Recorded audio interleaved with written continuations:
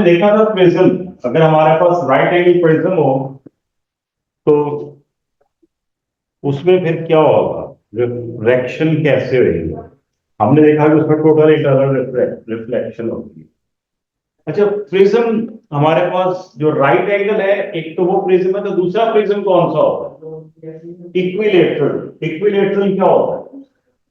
तीनों sides equal.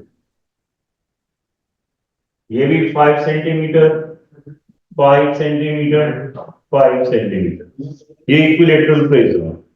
और जो राइट एंगल प्रिज्म होता है उसमें एक साइड ऐसे करके राइट एंगल, ठीक है, 3, 4, 5 सेंटीमीटर, इसको हम राइट एंगल प्रिज्म कहते हैं। इसमें इंटरनल रिफ्लेक्शन और तरह से होती है। इसमें जो हमने कल केसेस किए थे ना, वो राइट एंगल प्रिज्म में होते हैं। ठीक है, ये बताना जरूरी था। ओके, बात हो रही थी कि अगर हमारे पास कोई भी वेव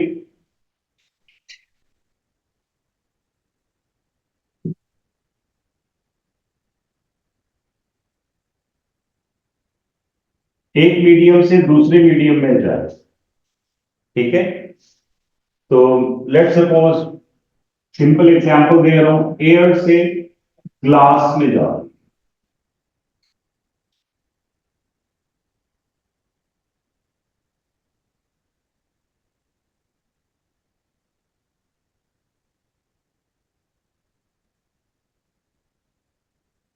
ठीक है जी, एयर से ग्लास में आ जाता,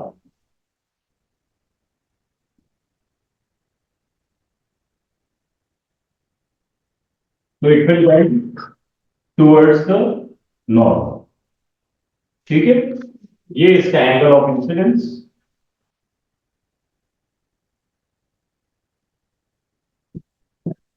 ये एंगल ऑफ रिफ्लेक्शन एयर से ग्लास, ठीक है। अच्छा जी, ये अगर एक वेव हो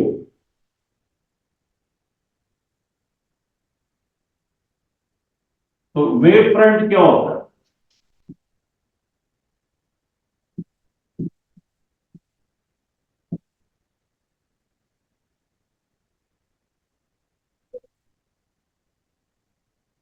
ओवरलैपिंग ऑफ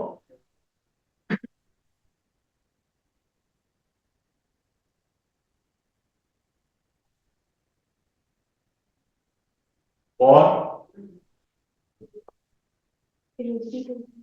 जी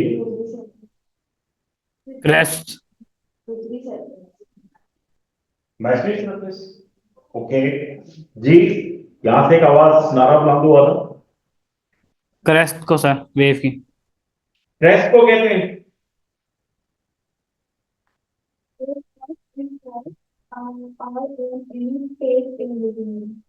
और एनी स्पेस इन बिटवीन, ये कौन बच्चे हैं जी? Kasim to everyone, okay Kasim, ठीक है। क्रेस्ट भी हो सकती है, ट्रफ भी हो सकती है, लेकिन एक क्रेस्ट और एक ट्रफ नहीं हो सकती। सारी क्रेस्ट या सारी ट्रफ्स या सारे ये वाले पॉइंट्स, तो वेव फ्रंट क्या है? लो, आसान लफ्जों में समझ लीजिए, आई एम श्योर आप लोगों ने बुक से पढ़ा होगा और उससे ऊपर से गुजरी होगी, यस। तो समझ लो, ये एक पानी का पॉन्ड है जिसमें आपने ये पत्थर फेंका है, उसमें ऐसे रिपल्स प्रोड्यूस होती, देखिए कभी आपने रिपल्स इस तरह की, रिपल जैसे आप डालते हो उसके बाद वो रिपल्स प्रोड्यूस होना शुरू हो जाती है, किस तरफ जाना शुरू हो जाती है? स्प्रेड होना शुरू हो जाती है। अगर मैं सिर्फ एक स्लाइस करूं इसमें से एक पोर्शन, ये वाला, ये पोर्शन मैं कंसिडर करूं, तो इसमें direction of motion of wave किस तरफ है? इसमें वेव किस तरफ मूव कर रही है? इस तरह से, ऐसे ही। अगर मैं इन इन डार्क वालों को क्रेस्ट कहूं, ये जो ऊपर बल्ज का है क्रेस्ट, तो फिर ये बीच में क्या होगा, ये यूं करके बन रहा है, यानी बीच में क्या है, ट्रफ, ये ट्रफ है, ये ट्रफ है, ये ट्रफ, ऐसे ही है ना। तो वो जो सारे पार्टिकल्स एक ही फेज में हो, देखो क्रेस्ट वाले ऊपर हैं, ट्रफ वाले नीचे हैं, तो ट्रफ वाले एक डिफरेंट फेज में हैं, क्रेस्ट वाले अपने, ठीक है। तो इस तरह से अगर सारे ट्रफ कंसिडर कर लें, ये वाला, ये वाला, ये वाला, तो ये सारे एक फेज में, जैसे आप लोग जिन्होंने अभी मई जून में अपीयर होना है स्टूडेंट्स, वो किस फेज में है, वो एंग्जाइटी स्ट्रेस के फेज में है, ठीक है। जिन्होंने अगले साल देना है, अभी कोई पेपर नहीं हो, वो मजे में है, ठीक है, अलग अलग फेजेस हैं। सो वो वाला फेज या वो कैफियर जिसमें एक जैसे पार्टिकल्स हो, तो ये वाले सारे पार्टिकल्स एक तरह के फेज में है, तो we will call this as wave front. Front, front का नाम मैंने इसको क्यों दिया है, क्यों कहते हैं हम इसको फ्रंट, इसलिए देखो बेटा, अगर मैं इस सर्कल को, इसको मैं कंसीडर करूं और इसमें ये पार्टिकल्स हैं, सेम फेज है, किस तरफ मूव कर रहे हैं, आगे की तरफ, बिल्कुल उसी तरह जैसे सोल्जर्स मार्च कर रहे हैं, फ्रंट पे सोल्जर्स इस तरह से आगे जा रहे होते हैं, तो ये वेव पार्टिकल्स का फ्रंट है, and they are moving forward. ठीक हो गया, ओके और नो ओके। अच्छा जी, so particles which are in the same phase, they form a line, and that front or line is called wave front. Okay, अच्छा जी, इस वेव के ऊपर कोई फ्रंट है, बन सकता है इस वेव का, क्रेस्ट ट्रफ, परपेंडिकुलर बनना चाहिए, क्रेस्ट ट्रफ, क्रेस्ट, ये क्रेस्ट ट्रफ, क्रेस्ट ट्रफ, इस तरह से, तो ये क्या है, वेव फ्रंट्स। इसी तरह से इस पे बनेंगे वेव फ्रंट्स, जो रिफ्रैक्ट हो रही होगी, रिफ्रैक्शन में वेलोसिटी पे फर्क पड़ेगा।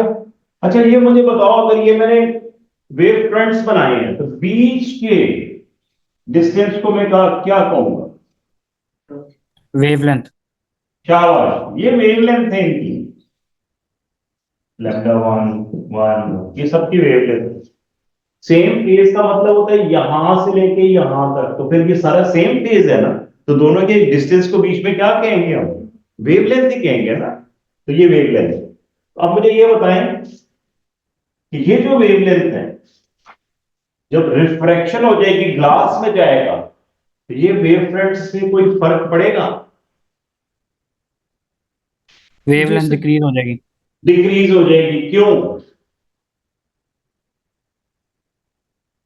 वी डिक्रीज, तो वो डेंसर मीडियम में जा रही है। लैम्डा भी डिक्रीज, वेवलेंथ भी डिक्रीज। तो क्या एक्सपेक्टेड है यहां पे, कैसे बनेंगे, करीब करीब बनेंगे as compare to this one, ये करीब हो गए क्योंकि वेलोसिटी भी कम हो गई है, डेंसर मीडियम है,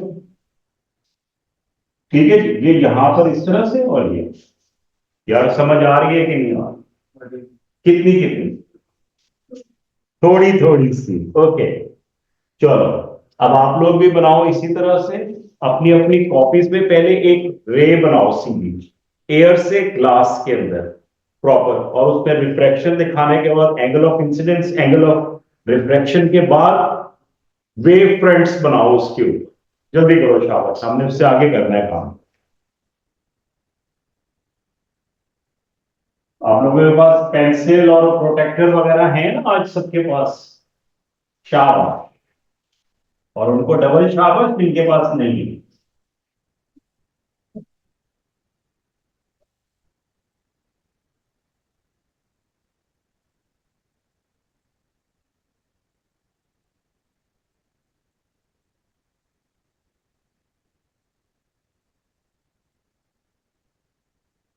जनाबे तो हाथ, ये कौन सी रही है, इंसिडेंट रे, आज बेटा आज छोड़ दो, रहने दो, ओके। भाईजान ये है इंसिडेंट रे, तो ये कौन सी रे होगी? रिफ्रैक्टेड या रिफ्लेक्टेड? ये मिरर है, तो मिरर के ऊपर क्या होती है? रिफ्लेक्शन। तो हम ये है रिफ्लेक्टेड रे। कासिम ठीक है?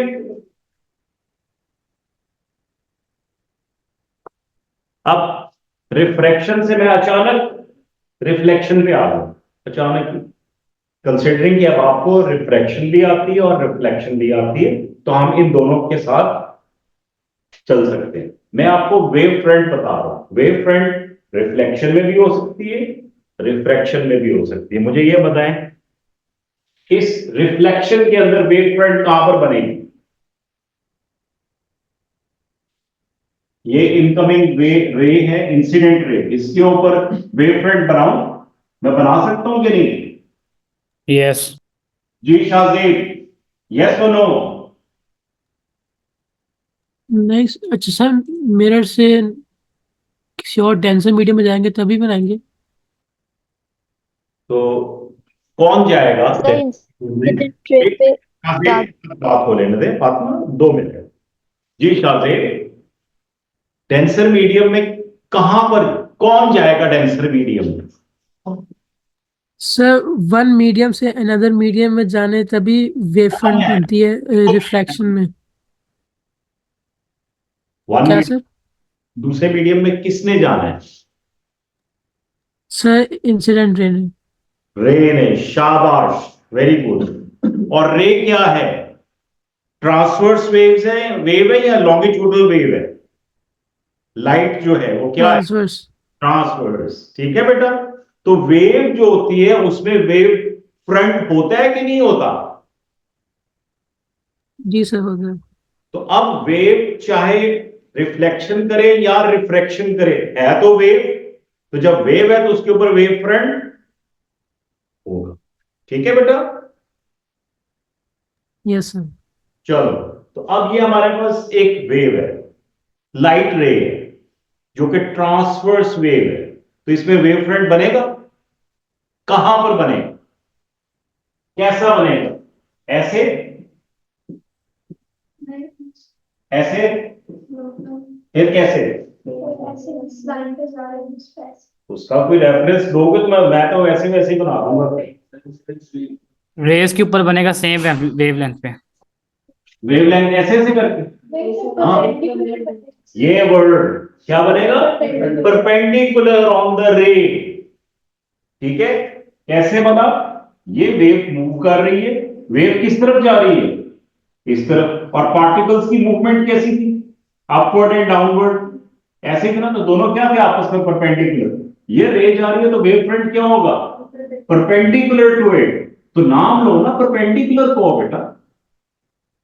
ठीक है, लो ये परपेंडिकुलर, ये वेव फ्रंट है। वेव फ्रंट से हमें क्या मिलेगा? क्या मिलेगा? ये वेवलेंथ शाबाश। यहां पे वेवलेंथ कम होगी या ज्यादा होगी? सेम। जी, रिफ्लेक्ट हो रही है तो वेवलेंथ क्या रहेगी? सेम रहेगी। शाबाश। शायद सिर्फ रिफ्रैक्शन के अंदर वेवलेंथ कम होती है, रिफ्लेक्शन में वेवलेंथ कम नहीं होती। वेव फ्रंट वैसी की वैसी रहती है, क्योंकि सेम मीडियम में वापस जा रहे हैं ना। ठीक है, ओके। तो यहां पर भी जितनी ये वेवलेंथ है उतने यहां पे आप बनाएंगे। डिस्टेंस मेजर कर लेना रूलर के साथ और बना दें। समझ आ रहा है? लेकिन रिफ्रैक्शन के केस में ये कम होएगी, चेंज हो जाएगी। ऑलराइट। अब किसी को वो वाला फार्मूला याद है, रिफ्रैक्टिव इंडेक्स वाला, जिसमें वेवलेंथ इंक्लूड होगी? ऐसी खामोशी छा जाती है ना, डर लगने लग जाता है कि जैसे मैं, लैम्डा 1 और लैम्डा 2। शुक्र है एक लाइक बच्चा पढ़ने वाला मेरी क्लास में। हाँ बेटा बताओ साहब। लैम्डा 1 और लैम्डा 2। ये लैम्डा वन क्या चीज है? वेवलेंथ। फर्स्ट पीरियड एंड ठीक है, रिफ्रैक्टिव। तो अगर हमें ये फॉर्मूला आता हो, ये वेवलेंथ पता हो, तो हम क्या फाइंड कर सकते हैं इसकी? रिफ्रैक्टिव इंडेक्स पता हो, एक वेवलेंथ पता हो तो दूसरी वेवलेंथ हम फाइंड कर सकते हैं। दोनों वेवलेंथ पता हो तो रिफ्रैक्टिव इंडेक्स फाइंड कर, ठीक हो गया जी, ओके। अब ये क्वेश्चन आता कैसे है पेपर में, एग्जाम में, ये समझा दूंगा आपको।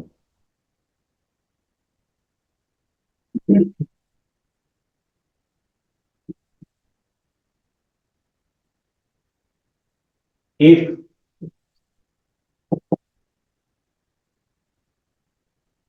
draw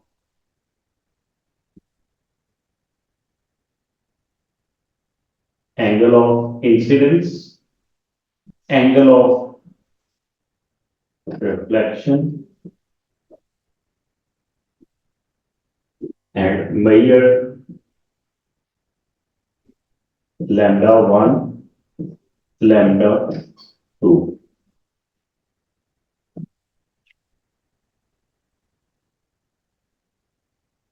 इसको आपने, उन्होंने कहा है कि मेजर ड्रॉ, कैलकुलेशन है कहीं पे इसमें लिखा हुआ सवाल? कहीं पर कैलकुलेशन नहीं।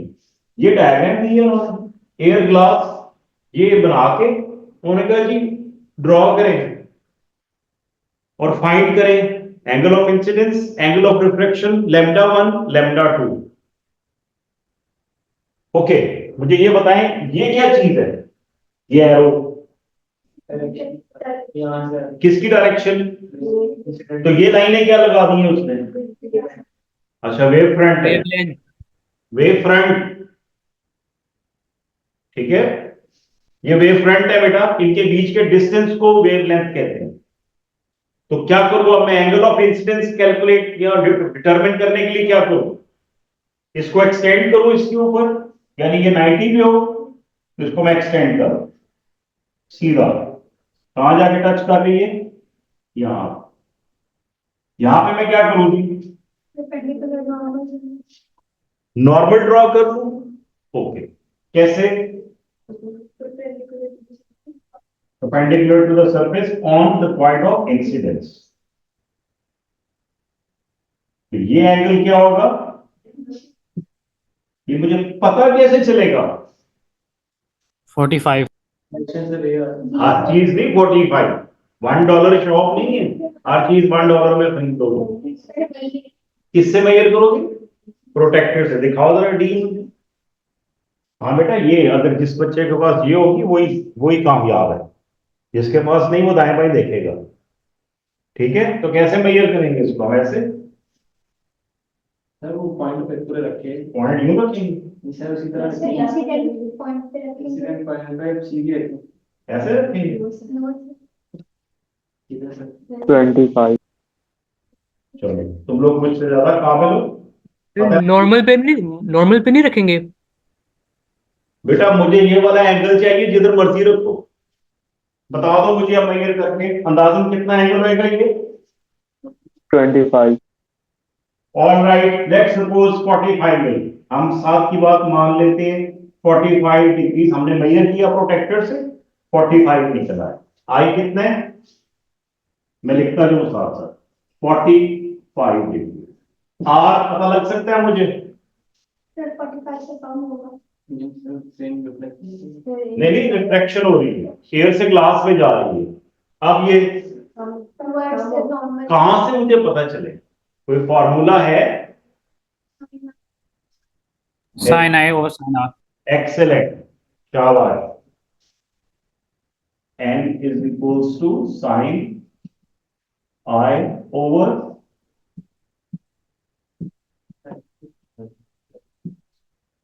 इस फॉर्मूले में दोनों वैल्यूज पुट कर देंगे और हमें r मिल जाएगा। जरा जल्दी से कैलकुलेट करके दिखाएंगे।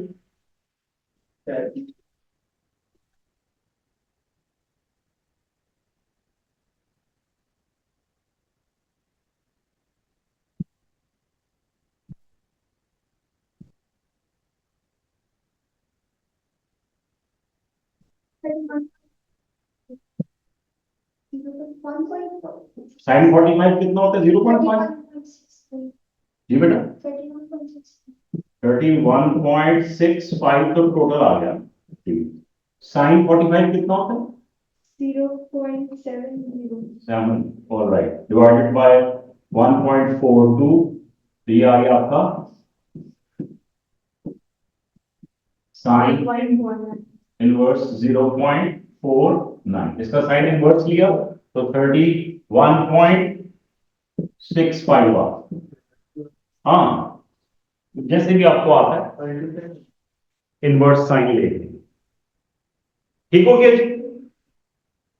नहीं आ रहा, ये कितना आ रहा है? 29 लो जी, एक और आंसर आ गया 29.34। सर आपका आंसर क्या निकला है? 31.65 किसी ने बताया था? साइन नहीं डाला, ओके ओके, चलो जी, वो ये है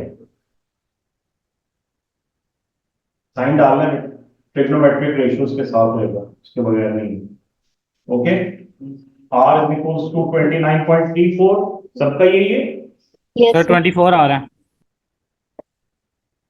29.34 या 24?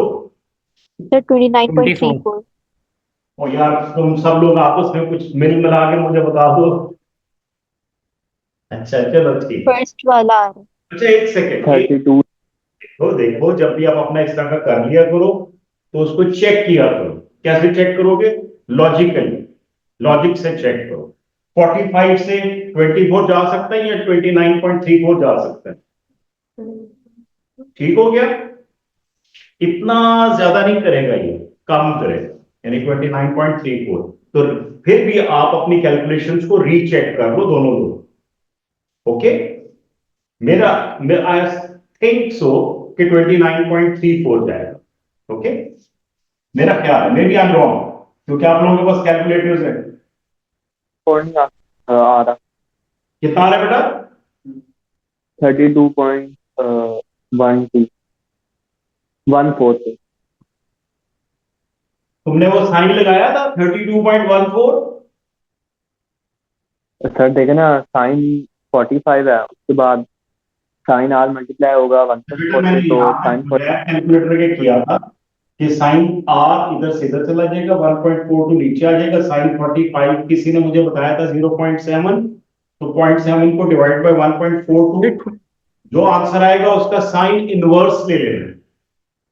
उन्होंने बताया था 0.7 डिवाइड बाय 1.42 इज 0.49, तो 0.49 का साइन इनवर्स 0.49 ही आ रहा है ना। कितना है बेटा? 29.5 29.34 आ गए, खत्म बात। आपका जो आ रहा है आप वो यूज कर लें। ऑलराइट, मैंने ये सारा मेथड आपके सामने रखा हुआ है। अगर कैलकुलेटर से भी हम ठीक कैलकुलेट नहीं कर सकते तो आई एम सॉरी। ओके जी, ये वैल्यूज आ गई। लेट सपोज ये वैल्यूज आ, किसी का 34 है तो वो 34 यूज कर ले, किसी का 24 है तो वो 24 यूज कर, किसी का 29 है तो वो ये कर। अब एंगल ऑफ रिफ्रैक्शन कितना बनेगा? यहां से 29.34 डिग्री।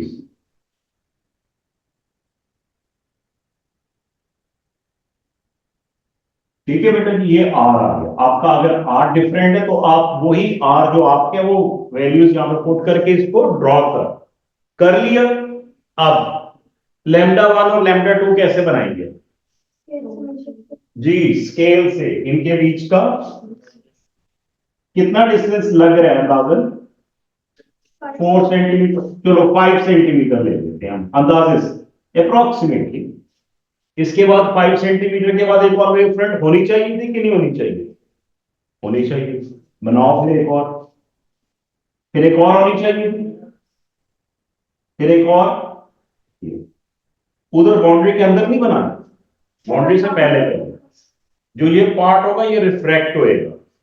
ओके, नॉर्मल को कट कर सकते हैं? क्यों नहीं कट कर सकते? ये लो, कर दिया कट उसको। ओके, लेकिन ये 90 डिग्री होंगे सारे आपस में। अब आपने क्या करना है बेटा, इसके ऊपर भी हमने वो बना दी, लेकिन लेकिन हाँ, अब लैम्डा 1, लैम्डा 2 और वो रिफ्रैक्टिव इंडेक्स वाला फॉर्मूला याद है? वो करके जरा बताओ मुझे, लैम्डा 2 कितना आ रहा है? 3.5 लैम्डा 2, लैम्डा 1 था हमारे पास 5, ये हमने उससे स्केल से मेजर किया था, और लैम्डा 2 जो हमने कैलकुलेट इससे की है कितना आया? 3.52। ओके बेटा, अब मेरा आप लोगों से एक सवाल है, इस तरफ की बजाय मुझे ये बताओ कि अगर ये इतनी वेव फ्रंट थी, ये इधर भी तो होनी चाहिए थी ना। ये पार्ट तो पहले एंटर हो गया, लेकिन वो रिफ्रैक्ट हो गया। क्या हो गया? रिफ्रैक्ट। अब उसको मैं कैसे ड्रॉ करूं? उसको पता है कैसे ड्रॉ करना है? आपने इसके ऊपर अपना प्रोटेक्टर रखना है, यूं करना है,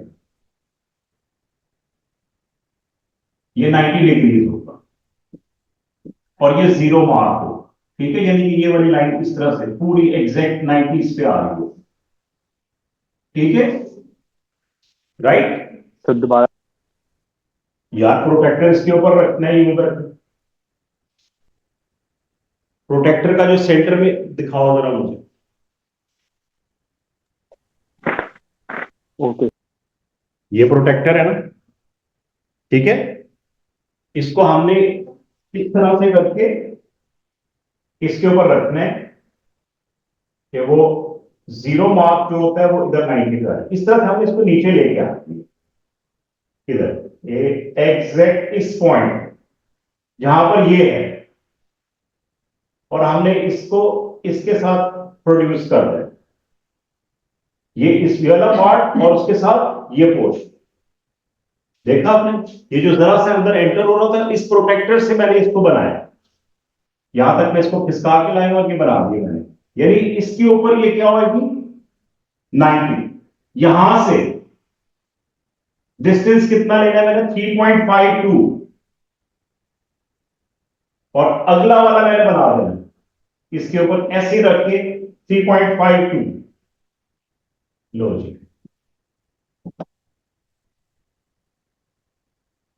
और उसको मैंने रूलर से इधर भी एक्सटेंड कर दिया, फिर एक और 3.52 इस तरह से बनाता है। यानी ये जो पहला वाला है ना, ये आपने प्रोटेक्टर की हेल्प से बना।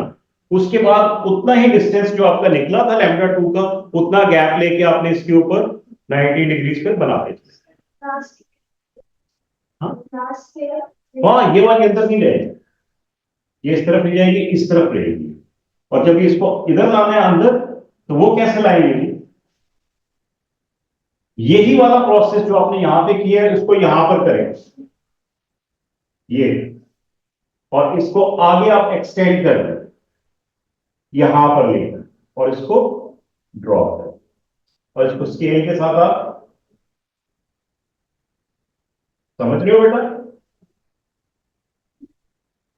सर दोबारा समझा दें। दोबारा क्या समझाऊं? करना है बेटा, खुद करोगे तो समझ में आएगा, ऐसे नहीं आएगा। पहले ये जो लाइन, वो इसके ऊपर आपने इसको रखना है ऐसे, ये रे इस तरह से जा रही थी, इस तरह से रखना है इसको, और इसको इस पॉइंट पे नीचे लेके आना है जहां पर ये वाली रे एंटर हो रही होगी ना, इस पॉइंट पे आपने इस एज से लाइन लगा देनी है, ये आपकी रेफरेंस लाइन हो जाएगी, और उसी से आगे फिर आपका सारा डिस्टेंस